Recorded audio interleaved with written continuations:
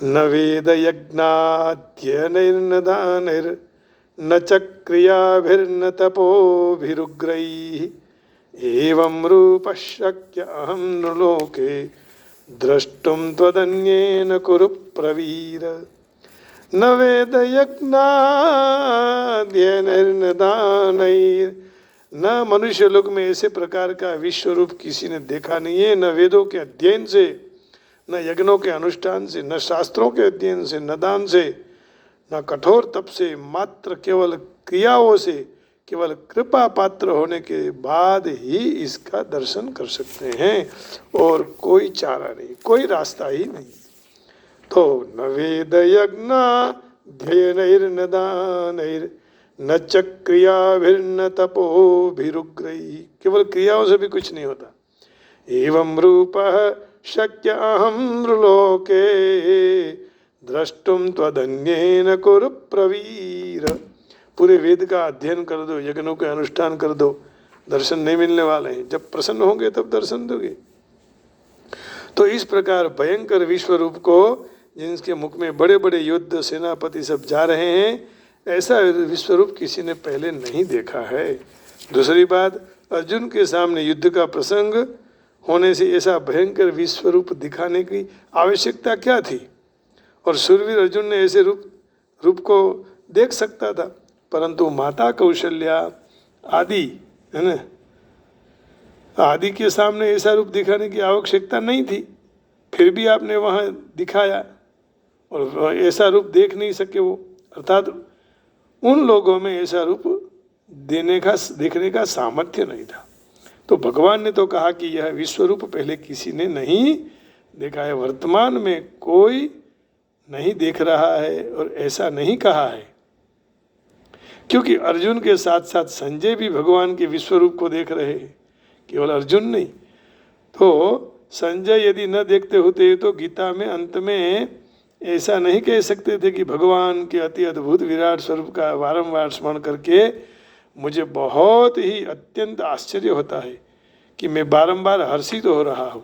कौन? ये संजय बोले हैं ना 18वें अध्याय के 77 श्लोक में, 77 माने 77 में, 77 श्लोक में कहा कि बार बार मैं प्रसन्न हूँ प्रभु आपके दर्शन करके। और इससे पक्का हो गया कि भगवान के दर्शन उन्होंने किए हैं, संजय जी ने किए हैं। तच्च संस्मृत्य रूपम अत्यद्भुतम हरेः विस्मयो मे महान राजम रश्यामि च पुनः पुनः। राजन् संस्मृत्य संवादमिमद्भुतं केशवार्जुनयोः पुण्यं हृष्यामि च पुनः पुनः। इन दोनों का संवाद मैं सुनकर बहुत बारंबार प्रसन्न हो रहा हूँ, और भगवान के अद्भुत इस विराट स्वरूप को स्मरण करके मेरे चित्त में आश्चर्य हो रहा है, और बारंबार मैं प्रसन्न हो रहा हूँ। तो इस प्रकार यहाँ कह दिया। तो भगवान के द्वारा मैं अपनी प्रसन्नता से ही, कृपा से ही तुझे मैंने ये विश्व रूप दिखाया है। भगवान ऐसा कह रहे हैं कि भगवान की कृपा के बिना, मेरी कृपा के बिना विश्व रूप के दर्शन नहीं हो सकते थे। इसका यह अर्थ है कि साधक अपने ऊपर भगवान की जितनी कृपा माने, उनसे अधिक गुण, कई गुनी अधिक भगवान की कृपा होती है। हाँ, हम जितनी कृपा मानते हैं उससे दुगुनी कृपा भगवान की हम पर होती है। भगवान की जितनी कृपा होती है तो उसको मानने में सामर्थ्य साधक में नहीं है, क्योंकि भगवान की कृपा अपार है, असीम है। भक्त उसके पास मानने का सामर्थ्य सीमित है। हम इतना नहीं सामर्थ्य रखते हैं कि उसको समझ सकें। साधक प्रायः अनुकूल वस्तु, व्यक्ति, परिस्थिति आदि में भगवान की कृपा मानता है।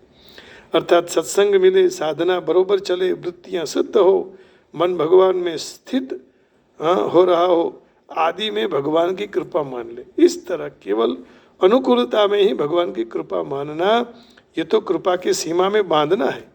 उससे भी और आगे भगवान की कृपा होती रहती है, लेकिन हमें अनुभव नहीं होता है, जिससे असीम कृपा का अनुभव नहीं होता है। हमको कुछ भगवान ने दे दिया, अच्छा मंदिर दे दिया, अच्छी पूजा दे दी, बस हम बोलते हैं भगवान की कृपा है। अरे मूर्ख भक्त इससे ऊपर भी भगवत कृपा हमारे पर होती ही रहती है, हम जान नहीं सकते, हम सीमा में बंधित हो गए। तो जिससे असीम कृपा का अनुभव नहीं होता है तो उसी कृपा में राजी होना ये तो कृपा का भोग है। साधक को न तो कृपा की सीमा में कृपा को बांधना चाहिए और न कृपा का भोग भी कर देना चाहिए। साधना ठीक होने में जो सुख होता है वह सुख होना चाहिए, माने प्रसन्नता होना चाहिए। ये भी एक भोग है जिससे बंधन आ जाता है ना, बंध जाते हैं हम। सुख संगेन बध्नाति ज्ञान संगेन चानघ। सुख थवु सुख होना और सुख का ज्ञान होना इसमें दोष नहीं है, परंतु उसमें आसक्ति होना, उससे सुखी होना, प्रसन्न होना, यही दोष है। जैसे हम आए अमेरिका में सब मिल गया तो ज़्यादा सुख नहीं मानने का, इसे ये भगवान का प्रसाद है, भगवान का अनुग्रह है, कृपा है। और भी भगवान कृपा ऐसी करे कि हमारे हृदय में बसे हुए अंशी हमें उनके दर्शन हो, तो ये कृपा भगवान से मांगने की। बाकी ये तो भौतिक पदार्थ है, पूजा जो मिली है वो तो विशिष्ट है ही, उसमें कुछ नहीं कह सकते। लेकिन मुझे ये मकान मिल गया, इतना सुख मिल गया, इसमें नहीं बंधना। यदि बंध गए तो भगवान की कृपा सीमा युक्त हो जाएगी और भगवान की कृपा असीम है।